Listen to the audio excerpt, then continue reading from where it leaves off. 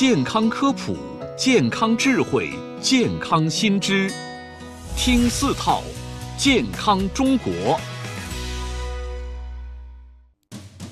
听4套健康中国，欢迎各位的收听。一碗冰糖雪梨似乎已经成了很多家庭治疗感冒咳嗽的必备食疗方。梨汤究竟能否有效治疗咳嗽？日常生活中有哪些预防咳嗽的食疗方？中国中医科学院广安门医院边永军医生将和您说说咳嗽的中医应对之策。对付风寒感冒，咳嗽还得靠梨汤。那梨是什么功效呢？梨我们说梨是一个性味甘凉的，它是能够清热生津，建议止咳的。那么它这个清热生津的作用呢，实际上它是偏于寒凉的一个特点。那么寒凉呢，中药我们治疗疾病也好啊，我们说或养生也好，实际上是以偏纠偏。那么这种寒凉的这种食材呢，实际上针对的是热症。而陈皮呢，我刚才说了，它是一个能够理气、能够散寒的，实际上它是偏温的，它针对的呢是寒症。这俩呢正好相反，等于一凉一热，等于两头堵呢，两头对不上。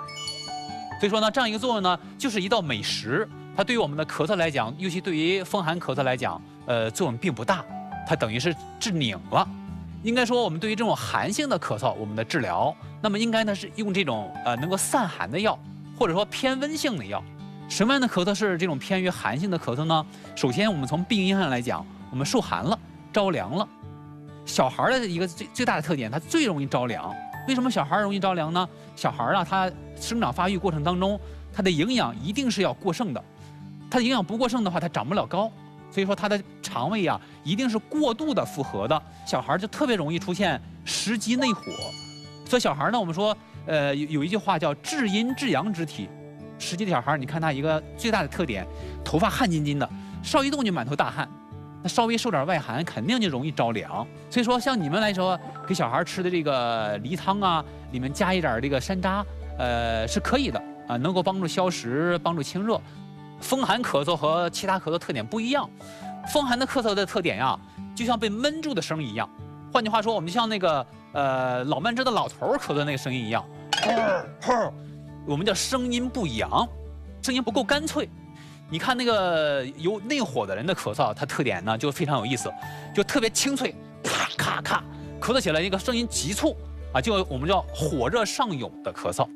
针对我们不同类型的咳嗽，今天带来了3种不同类型的食材和药物，分别呢是烤橘子、二陈汤和养阴清肺汤。应该说最简单的，我们说食疗的，大家这个烤橘子啊，可能有的人试过。橘子皮呢，它是能够行气化湿，这是偏温的啊。那么橘子呢，其实和橘子皮的功效呢接近啊，尤其我们经过烤制之后呢，它会把橘子皮的一些个成分呢，给它透到这个果肉里面去，它也能够理气化湿、芳香行脾。所以说，它针对的这种类型是什么类型呢？是这种稍微有点痰，我们这种痰湿型的，或者这种偏于风寒型的这种咳嗽，但是呢，程度并不重，轻症的啊，比如说稍微受了点凉，有一点点咳嗽，有点小白痰呢又不多，要么是偏稀的，要么是偏白的痰啊，不是那种黄的燥痰。比如说家里有这种煤气灶，你开到小火上啊，你用这个烤架呢，给它支在上面烤个大概5到10分钟。你要是嫌苦呢，你也可以烤的时间稍短一点，微波炉转上30秒、1分钟也可以。二陈汤和养阴清肺汤呢，分别是针对2个相反类型的不同类型的咳嗽那么二陈汤呢，我们说是止咳化痰第一方啊，这个是起源于宋代的一个古方，也叫化痰第一方。它适合什么样的人呢？适合这种痰湿体质或者痰湿类型的咳嗽。我们临床呢表现什么特点呢？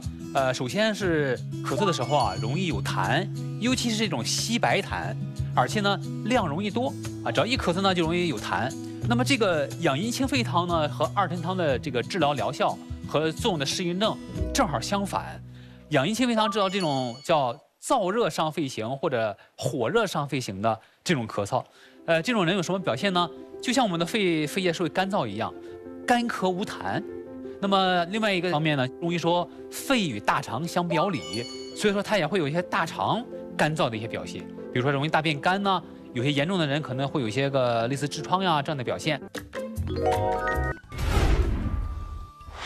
一碗好喝又有营养的健脾2米粥，调理脾胃，预防湿浊型咳嗽，究竟怎么做呢？让我们来听边医生的介绍。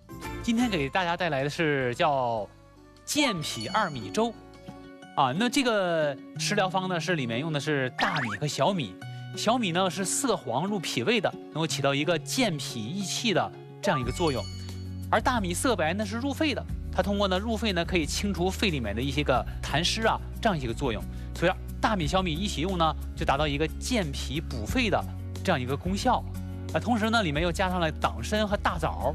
那这2味食材呢，应该说是药食同源的食材，它起到的是一个能够健脾补气，能够调整我们身体的气机，使我们的肺脾的气机呢变得充盛。最后呢，再加上一个枸杞，少用一点枸杞呢，起到一个补益肝肾的这样一个作用。说到它起到一个调节五脏，以健脾补肾、补益肺脾这样为主要功效的这样一个作用，可以使我们身体产生的这个痰湿呢，能够减少痰湿的产生，从而呢进一步达到一个预防这种湿浊咳嗽的这样一个作用。感谢边永军医生的介绍，听4套健康中国持续为您带来精彩内容。